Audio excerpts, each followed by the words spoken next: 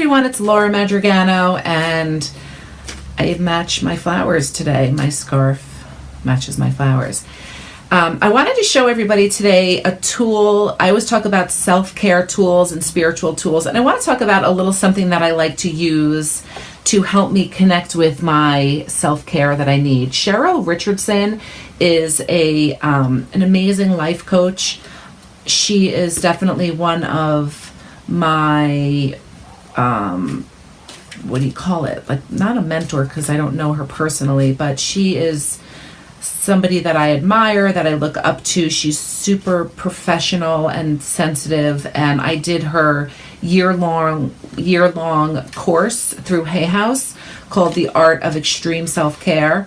I think it was super helpful in terms of me elevating the self-care in my own life, and it's really given me quite a foundation of self-care practices and routines and ways to help inspire people to implement them into their own lives.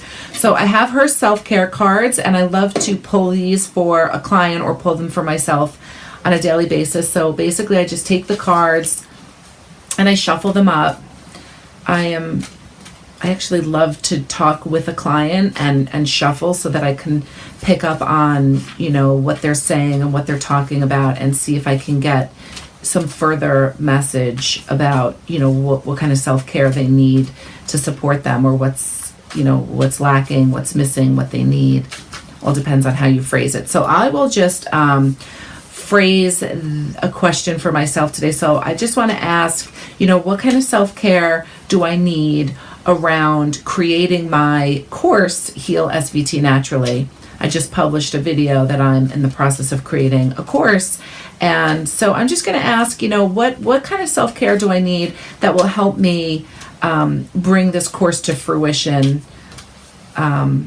maybe faster or in its best form possible. So we're just going to see what kind of self-care I need that will support myself. Okay. And then what I do, so after I shuffle, when I'm ready, I sort of just spread them out. And then I just let my hand feel around. So what kind of self-care would best support my my course? And I got independence. Decide for yourself, exercise your right to choose. So that's an interesting card. So independence would support me. All right, so I have to think about that. Sometimes I pull a card and it's exactly something that I can relate to. But this one, I'm just going to think about for a few minutes, because I think I'm already really super independent. This is a woman standing alone, and I think I stand alone a lot. I work alone. Decide for yourself.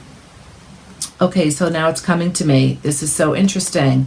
All right, here we go. So decide for yourself, exercise your right to choose. I think that this relates to the price of the SVT course, because I am really thinking a lot about how to price the course. What is the value of the course? What's going to be the course price versus the price of working with me?